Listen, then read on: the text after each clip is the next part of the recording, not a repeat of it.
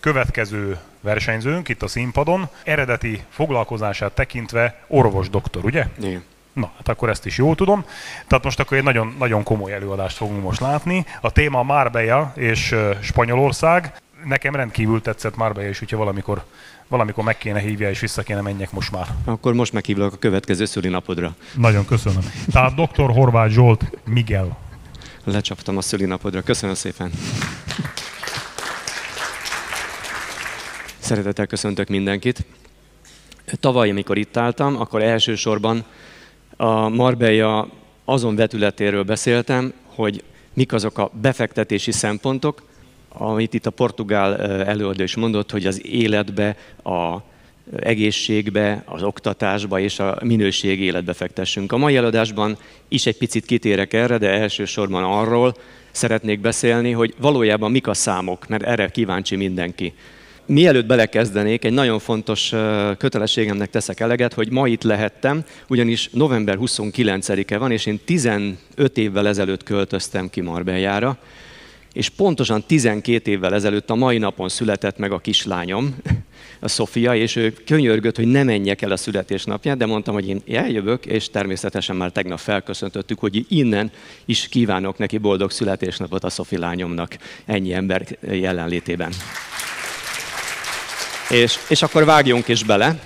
Tehát itt Marbellával kapcsolatosan hallottam az előző előadóktól, hogy a Péter is mondta, hogy járok a városban, és azok, akik kiköltöztek és ott befektettek, azok nagyon nagy része barátom. Legutoljára egy üzenetet küldött nekem egy híres magyarországi újságíró, akinek szintén van kint ingatlanja, és olyan szépen fogalmazott, hogy Zsolt, neked a te szavaidnak kiemelt súlya van ott a Costa del Solon. Nem értettem, hogy miért gondolja ezt, de talán azért, mert az elmúlt 14 évben, akiknek segítettünk, mi nem csak ingatlanosok vagyunk, én meg aztán pláne nem, hát eredeti szakmámmal aztán tényleg nem volt közöm hozzá, de belerázódtam, mint kiskutya az ugatásba, és tulajdonképpen azok az emberek, akik hozzánk fordultak bizalommal, tulajdonképpen kitárulkoztak, elmondták a sorsukat, elmondták, hogy mennyi pénzük van, hogy a kisgyerekeket be akarják rakni iskolásra, stb. Tehát mi tulajdonképpen egy kis tanácsadást is hajtottunk végre minden egyes alkalommal, és ezeknek az életeknek az elindításában részt vettünk. Körülbelül 6-8 ezer ember él Marbella és a Costa del Sol környékén, és én az egész Spanyolországot nem vállalom, hogy elemzés szempontjából most így elmondjam, de az egész spanyolországi mutatókat, ha megnézzük, akkor tulajdonképpen mind gazdaságilag stabilitás jellemzi Spanyolországot, mind politikailag, és hát az időjárást azt nagyon sokszor taglaltuk már, hogy jó az idő, hogy itt sokan elhangzott, hogy 320 napot, 340 napot, 360 napot süt a nap. Tehát ezekben a lokációkban ez egy nagyon fontos szempont, de amit kiemelnék még különösen Marbellával kapcsolatosan, hogy Marbellán nem csak az időjárás az, ami vonzó, hanem azon kívül, a stabilitáson kívül, ami van, a világon 5. legjobb az egészségügy. Aztán az oktatás, magas színvonalú iskolák, nemzetközik és állami iskolák is a Costa del Solon. Aztán a klímaúráról beszéltünk. Két típusú befektető van Marbellán, az egyik a kiköltözők Marbellára, egyre több mostanság, és a befektetők Marbellán. Azokat, akik befektetési szempontból jönnek, azt a mai előadásomon részletezem különösebben, akik kiköltözők Marbellán, azok pedig ezért választották, amik ezek kékkel vannak kipipálva, a mikroklíma, egyedi mikroklíma. Ez azért nagyon különleges, például most a híradásban mindig, amikor történik valami itt Spanyolországban, akkor valamelyik kereskedelmi csatorna, vagy a Hír TV, vagy bárki fölhív engem, hogy na, mesélj, mi történt a Covid idején, mi történt ekkor, mi történt, mi van Spanyolországban. Hát én azt el tudom mondani, hogy például most a híradásban benne volt ezek a szörnyű képek Valenciáról, ahol árvizek voltak, és tényleg házakat mosott el, autókat sodort el az árvíz. Marbellán és környékén Malagánban nagy folyó, és ott volt is probléma a második Dana hullámban, de Marbella környékén nincsenek folyók, csak patakok. Tehát ilyen szempontból kivételes helyzetben van Marbella, hiszen elkerülik ezek a természeti katasztrófák. Akkor ugye a fagyokról ne beszéljünk, hogy nincsenek fagyok, nincsen kánikula, és ebből a szempontból azt gondolom, hogy ha csak az éghajlatát, a lokációját és a gazdaság és a minőség életet nézzük, akkor ez a részét kipipálhatjuk. De akkor beszéljünk még egy gondolat elég, hogy 8 évvel tovább élnek Spanyolországban az emberek, és a várható életkilátások, a várható élettartam, az kutatók azt is bebizonyították, hogy ha semmi más nem tesz meg valaki, csak átköltözik egy olyan helyről, ahol alacsonyabb a várható élettartam, egy olyan helyre, ahol magasabb, és felveszi azt az táplálkozási, életviteli szokásokat, és azt a levegőt szívja, az ő életkilátásai is jobbak lesznek. Tehát azt gondolom, hogy túl azon, amit az előbb elmondtam, ez is egy nagyon fontos szempont, hogy egy olyan környezetben nagyobbak a várható életkilátásaink egy jobb környezetben. Aztán ismét, mert tavaly is díjakat nyert Marbella, ezek a top 10 városok, mint városok, ahol a legnépszerűbbek voltak a turisták körében. Marbella az első helyen volt, és most tele is volt a város mindenféle táblákkal, hogy a Best Destination 2024-ben. Egy másik elemzést hoztam még, és most már térjünk esetleg a gazdasági vetületére is. A Knight Franknak a 2024-es jelentése, ez olyan befektetőket tartalmaz, aki a világ 1%-át képviselik, és ők birtokolják a világ vagyonának a 47%-át. Az ő döntéseik és az ő gondolataik és szokásaik határozzák meg általában a trendeket.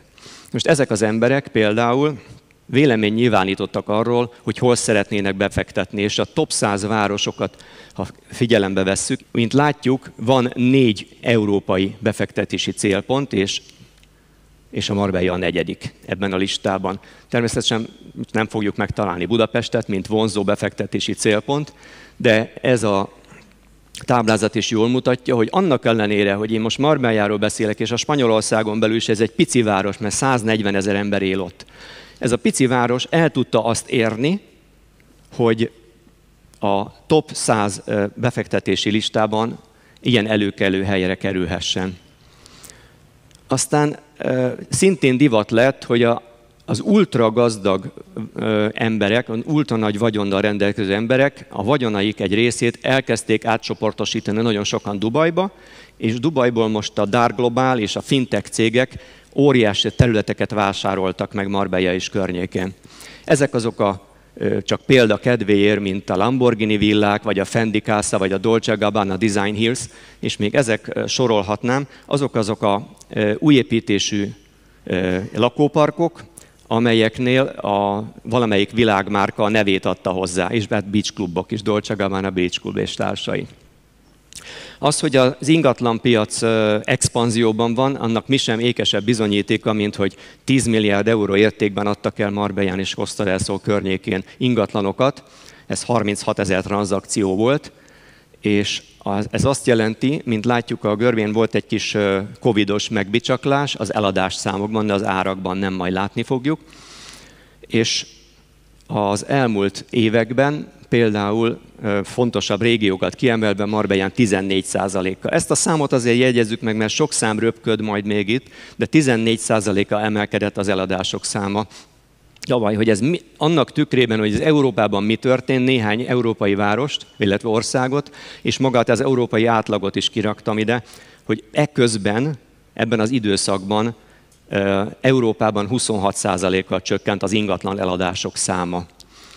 Jelentősen nőtt Ciprusban, itt Ciprust már hallottuk, most valószínűleg egyébként a déli régióra lehetett, ott emelkedett, de azt gondolom, hogy az orosz-ukrán konfliktus miatt a nagyon sok ember Ciprust választja, mint befektetési szempont, de ugyanez, mint a Dubaira is igaz. Írországban is nőtt, de mint látjuk, olyan országban, mint Dánia, Finnország vagy Hollandia jelentősen csökkent az eladások száma.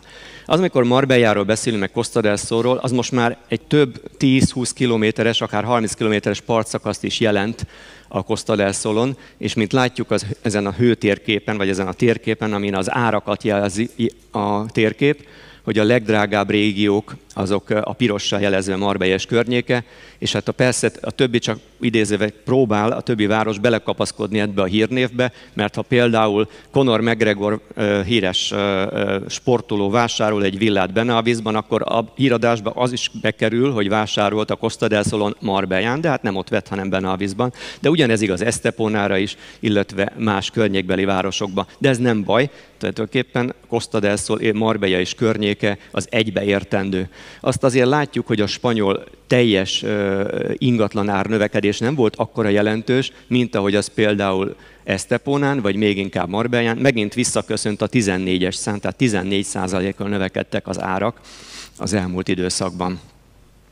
Hogy ez mit jelent, hogy mennyire drágák ezek az árak, úgy általában viszonyítva mondjuk más településekhez, azt látjuk, hogy Marbellán viszonylag drága, mert most mennyire lehet kapni egy átlagos lakást Marbellán, az 454 000 euró átlagos. Persze vannak olcsóbbak is, de azt gondolom, hogy mi is, ahogy az előző előadók is mondták, már nem lehet bekopogtatni azokkal az összegyűjtött összegekkel vagy tervekkel, mint amit 2022 vagy 2023-ban az ember gondol. Tehát 200 000 euróval már nagyon-nagyon nehéz bármit is vásárolni, vagy 250 000 euróval. Akkor nézzünk is egy példát. Ez például Marbella és Estepona között a Los Flamingosban egy kétszobás lakás, amit 450 000 euróra adnak, és 110 négyzetméteres. Ez az ingatlan egy évvel ezelőtt olyan 360-370 000 euró volt. Semmit nem csináltak vele, csak egyszerűen megdrágult az ára. Itt tükröződik az a 14% áremelkedés. Nézzük meg csak egy felvillantás erejéig, hogy milyen költségei várható annak, aki ingatlant vásárol, ennél a példán maradva a 450 000 eurónál. Aki egy ilyen összegű ingatlant vásárol, összességében, most csak a felső számot mondom, 8,5% extra költségekkel számoljon, azért, mert lesz majd névreírási adó 7%, közjegyző, ügyvéd, és így a teljes költség. Itt emelném ki, hogy a Costa del Solon az ingatlanirodák, nagyon sok van belőle, körülbelül 1000 ingatlaniroda csak a Costa del Solon, megosztják az ingatlanjaikat egy adatbázisba, és ezért ugyanaz az adatbázis rá rendelkezésére mindenkinek, és mindenki abból dolgozik. Tehát nem sok értelme van bekopogtatni A-hoz, B-hez, C-hez, mert utána nagy katyvasz alakulhat ki, amikor szeretnénk beregisztrálni az ügyfelet az adott eladónál, és azt mondja, hogy hát azt már tegnap beregisztrálták, de azt már lemondták, és akkor megy a kavarodás itt az időpontokkal. Szóval ugyanabból az adatbázisból dolgozik mindenki, ha valaki bizalmába fogad bennünket, akkor végigkísérjük az egész adásvétel folyamatán díjmentesen, mert mi nem kérünk a Costa del Solon jutalékot az ügyfelektől, bennünket az eladó fog kifizetni. Nézzünk egy másik példát, csak az, hogy okosan kell válogatni. Ez például Esteponában van, tengeri panorámás, 450 000 euró ez is, és ez egy penthouse, nagyon szép, csak ugye szép újbútoros, a fürdőszobák felújítva. De nézzük meg, hogy ugyanabban a lakóparkban 320 ér is van. És akkor itt nyílik meg egy lehetőség azoknak, akik abban gondolkodnak, hogy befektetés, mert ha sikerül, megtaláljunk egy ilyen 320 000 eurós ingatlant, amire az ember kicseréli a fürdőszobákba a szanitereket, új csempét, új bútorokat rak be, kifesti, tapétát rak mondjuk az egyik falra, vagy valami a tévé mögé, ez most divatos ilyen dekor, fa dekort, akkor már is ez a 320 000 eurós ingatlan minimális ráköltéssel, most beszélünk 20-30 000 euróról, 450 000 euróba tud kerülni. Tehát ez egy befektetési lehetőség. De mutatok még mást is. Például ezt egyik ügyfelünk megvásárolta, ezt a beachfront tengerparti lakást 1 millió euróért. 1 millió euró esetén már nem csak ez a 320-ról plusz ráköltök 450 000 euróra eladom matek működik, hanem, mint látjuk, reformálni kell teljesen, bútorokat kell belerakni, és hát indul a marketing is. Mi történt tehát? Előtte így nézett ki. Egyébként szerintem nem olyan vészesen csúnya, kicsit régies, de nem felelt meg a mai igényeknek, ugyanis általában a svédek, hollandok, belgák, skandinávok és más nemzetek szeretik, már csak a bőröndöt kell behúzni és lakni benne. A magyar vevők általában nem ezt szokták szeretni. A magyar vevők azt szeretik, amit fel kell újítani, és nagyon szépen meg tudják csinálni. Nagyon sok magyar ügyfelünk van, aki felújít, akár Magyarországról hoz csapatot, mert jók a magyar szakemberek és szépen dolgoznak. De nézzük meg, hogy mi lett utána ebből a lakásból. Tehát tényleg gyönyörűen megcsinálták.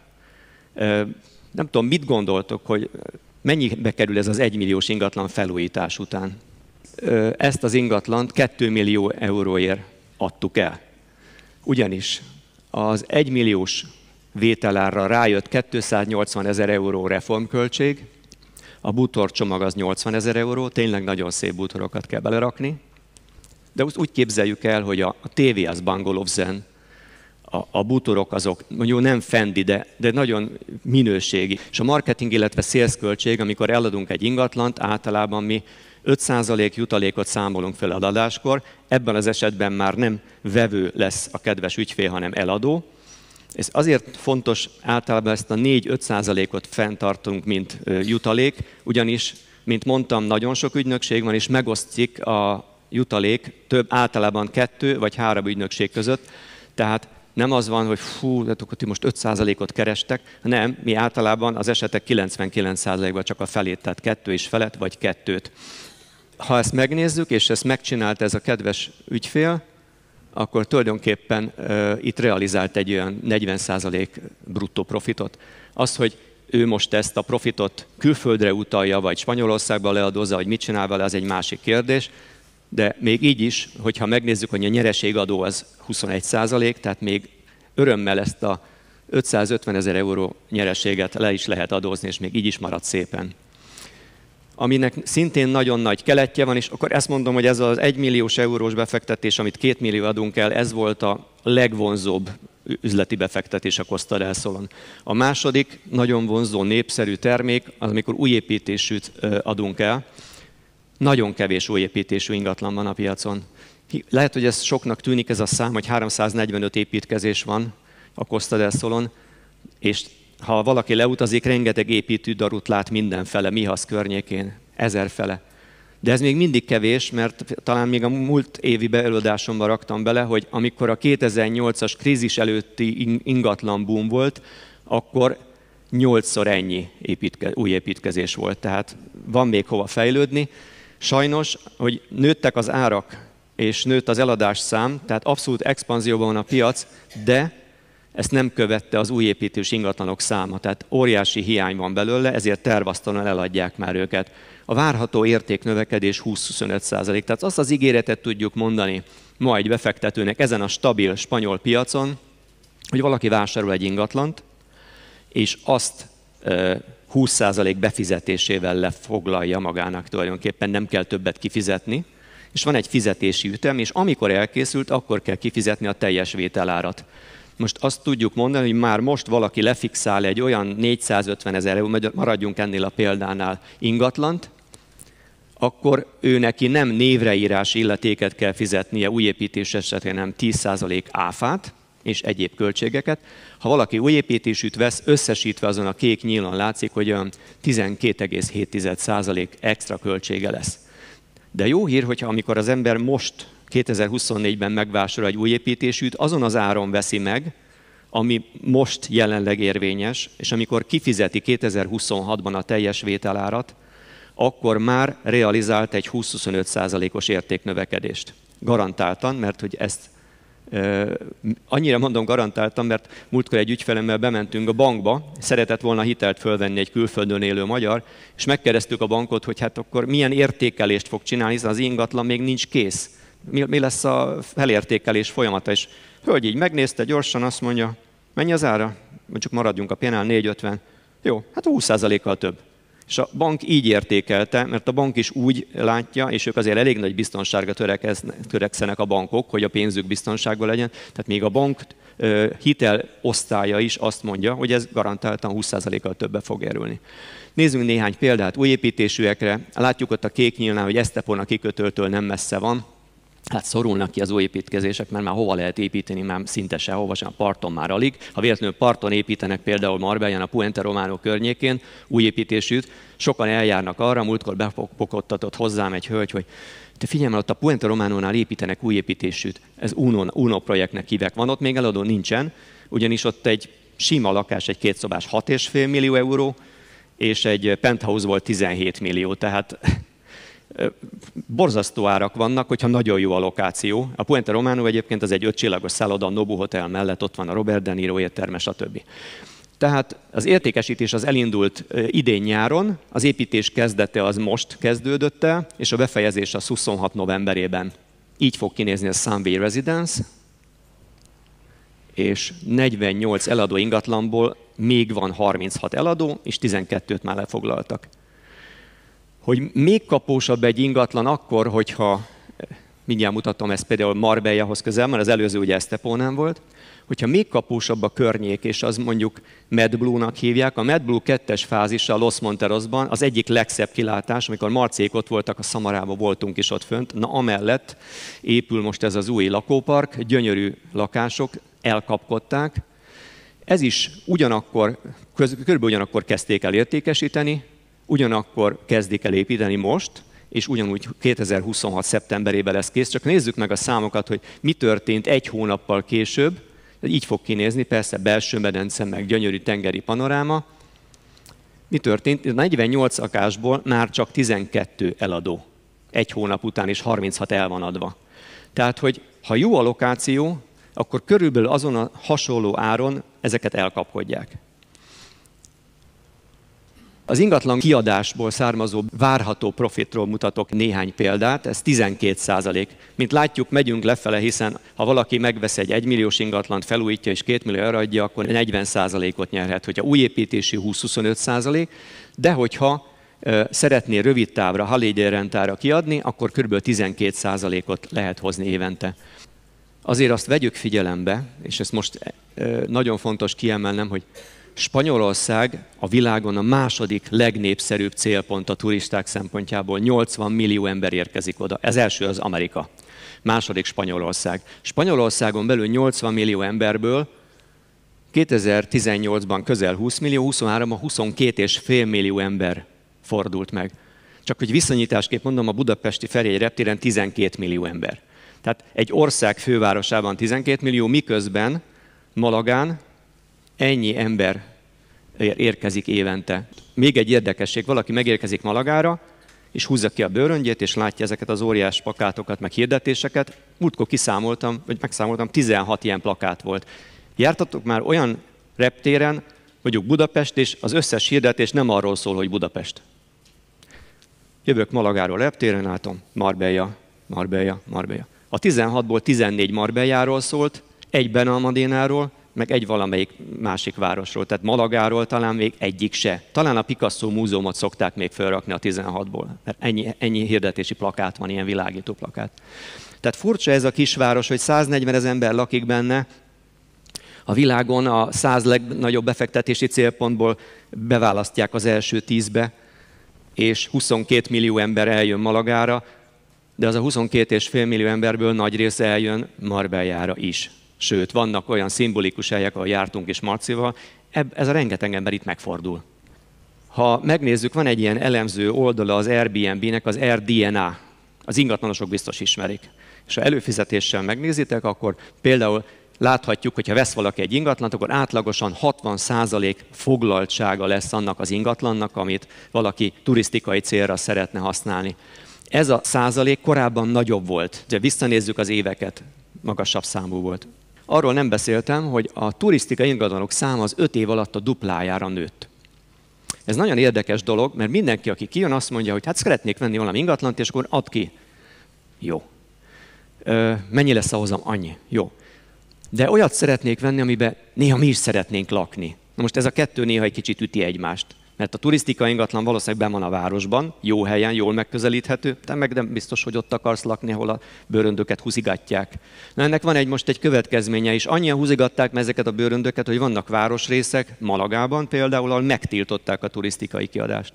Vannak olyan részek, ahol a közös képviselő azt mondja, hogy majd én megmondom, hogy kinek adunk ki még engedélyt. Vannak olyan helyek, ahol azt mondják, hogy turisztikai ingatlan csak akkor, hogyha az ingatlan tulajdonosa a szokásos közös költség helyett 20-30%-kal többet fizet, mert hogy ők jobban koptatják a köztereket, vagy nem tudom mi a teória, de van valamilyen fixa idájuk, tehát próbálják limitálni a turisztikai ingatlanokat. Másik fontos szempont, hogy már nem működik az, hogy megveszem és azonnal kiadom, és a nagymama bútorai vannak benne, vagy azok a régi bútorok. Csak a tökéletesebb patent, szépen felújított, gyönyörű bútoros, új bútoros lakásokat lehet kiadni. Tehát ebben a versenyben, hiszen kétszer annyi ingatlan van, mi is látjuk a darabszámot, hogy azért nem kétszer annyi turista jött 2018-tól 23-ig, csak egy picivel több. De ezek az emberek igényesek, és szeretnek minél jobb ingatlanba menni. Tehát az, aki csak egy ingatlant megvett, hogy majd kiadja a turisztikai célból, és nem csinált vele semmit, az valószínűleg abba a kevésbe lesz, ahol ezek a százalékok nem 60, hanem kisebb százalék lesz. És akkor nem szabad fölrakni táblázatot egy prezentációba, én csak azért raktam föl, hogy egyrészt itt a magazinunkban, amit most osztunk is benne van, másrészt meg vissza lehet nézni, hogy jól tudom a Marcitól ezt a videót, tehát majd lehet elemezgetni, de egy nagyon fontos szempontot szeretnék kiemelni, mert bizonyos Costa del Sol városokat feltüntettem itt, hogy melyik városban mennyi a várható bruttó hozam, és ebben a másik százalékos listában az értéknövekedés, azt hiszem a 4. oszlopban, az értéknövekedést is, hogy mennyit nőtt az értéke 2023-ra, 24-re ugyanabban az időszakban annak az ingatlannak. Valaki megkérdezi, hogy akkor mennyi lesz a hozam, az mindenképpen hozzá kell számolni, hogy mennyi lesz az értéknövekedése is, és ezt a két számot együtt érdemes vizsgálni. Mint látjuk azért, ez a 15% bérleti hozam, a 14%-os értéknövekedéssel Marbellán például elég jó arány. Jók a perspektívák. És végül, de nem utolsó sorban az utolsó lehetőség a hosszú távú kiadás. Beszéltünk a befektetem, felújítom, az új építésű, a rövid távú kiadás, a hosszú távú kiadásnál a várható nyereség 8%. Ez kicsinek tűnik egy kicsit. Ehhez is hozzá kell adni az értéknövekedést.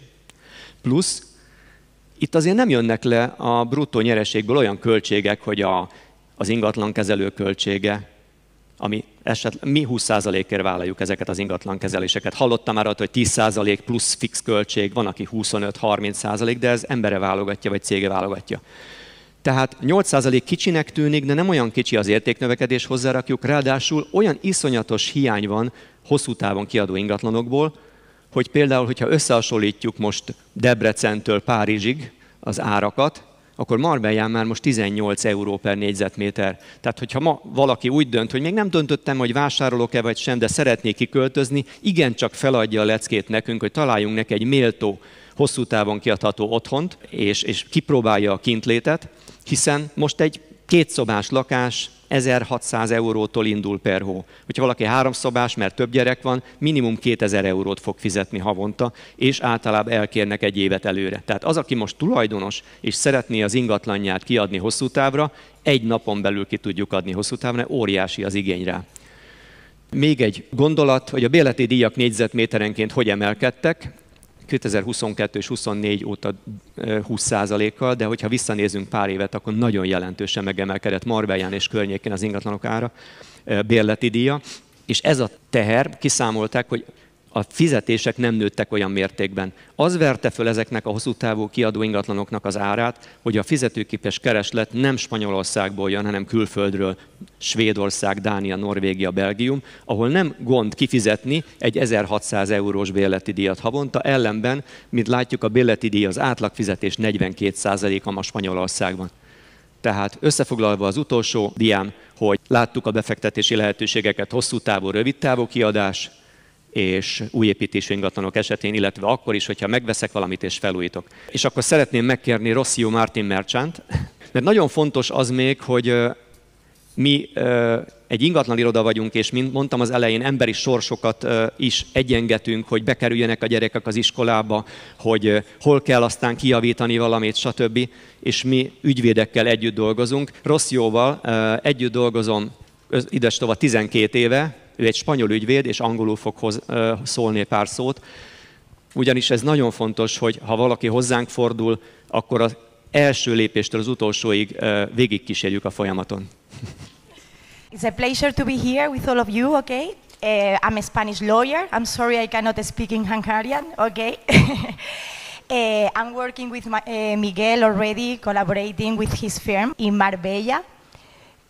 For 12 years, providing to Hungarian clients all the services, helping them, giving them the security to be sure that everything that they are doing in Spain is correct and they are not going to have any legal problem or with tax office. What we do is Miguel, okay, provide all the commercial services, and then I take care, okay, for explaining the clients the process of the purchase and the different way to do this process, okay, because it's different if you want to buy, you know, as non-resident or resident, or you want to establish a company in Spain.